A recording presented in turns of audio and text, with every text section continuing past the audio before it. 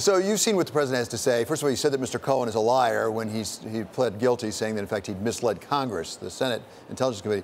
Now he says, look, there was nothing here. There's no basis for collusion. I really wasn't that interested in Russia to begin with. Is he right about this witch hunt? Is there really something there, do you think? No, and Bob Mueller's indictments, guilty pleas, people who are spending time in prison right now, that speaks louder than any of the president's denials. But also track the evolution here, where the president said he had never sought to do any deals in Russia. There was no money coming from Russia. And now he is saying, well, it was a light deal or a light opportunity that he was seeking. And again, we've seen that over and over and over as press reporting and investigations shed light on what was really going on. The president kind of backs into the truth rather than just coming clean with what was really going on. So as we try to all sort out exactly what was there or not there, we've got at least three different entities. There's the Mueller investigation, and as you say, there's been a number of indictments and several guilty pleas coming out of that. We also have two intelligence committees, one on the House side, one on the Senate side, that are looking into this. Is it likely that we're going to get many answers out of either of those committees? Well, on the House Intelligence Committee, we will seek to fill in the gaps where the Republicans wouldn't allow us to pursue evidence. And they did that a lot. A lot of times when we wanted to follow up and subpoena bank records or communication logs or travel records, the Republicans refused to let us do so. And so we just took witnesses at their word. And this was a gang, most of them, who weren't worthy of being taken at their word. We're not going to be redundant. We're not going to go back and revisit questions that have already been answered. But there's a re-election coming up for the president. And we know the Russians are still on his side and may seek to intervene. And so we want to do all we can to assure the American people that we're going to put reforms in place so that we're never attacked again by any foreign adversary. So you're on the inside. For those of us on the outside, sometimes it appears that the Senate Intelligence Committee makes more progress because they seem to try to be bipartisan, reasonably bipartisan. There's been a lot of partisanship. I think you would agree with that on the House side of the Intelligence Committee. In the new Congress, when you have the majority and the chairmanship shifts, is there any reason to believe that maybe you can make more progress on the House side than we've seen so far?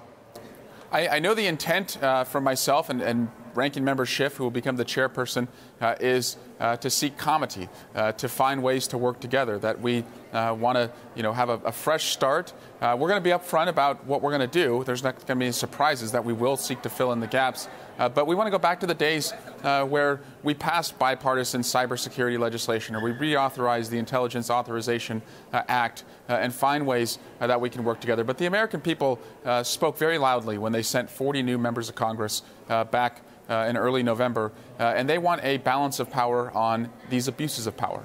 What's the ultimate result of all of this? I mean, one result might be there is no collusion and the president's been right all along. There's nothing to be done. If, in fact, it is determined that there was some form of collusion between the campaign and the Russian government, what is the result? Is there a remedy in a court of law, or does that ultimately have to take place in the Congress?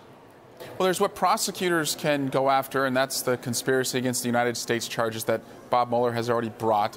And then there's what legislators can do. And I look at this, I was 20 years old when September 11 happened, and I was inspired by how Republicans and Democrats came together to put reforms in place to make sure we would never be attacked in that way again.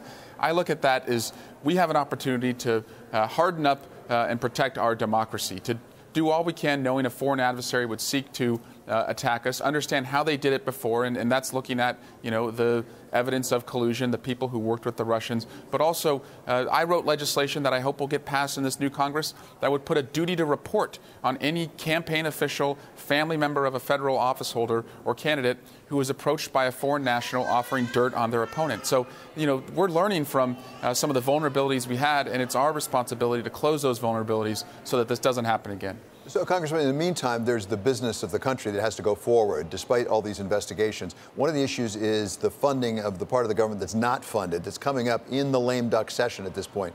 We hear increasingly that maybe there will be a partial shutdown, in part because it won't be too painful, and the president wants to make a point on the border. What is your assessment of the likelihood of that partial shutdown?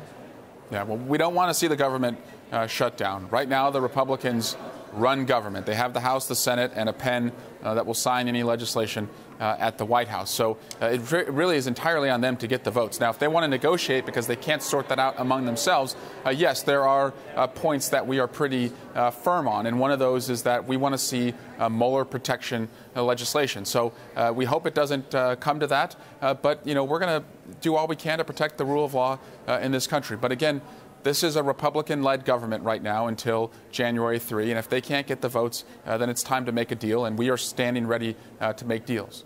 Finally, we have an election coming up for the Speaker of the House, and it looks increasingly likely that Nancy Pelosi will resume being Speaker of the House, having been the first woman to be Speaker of the House.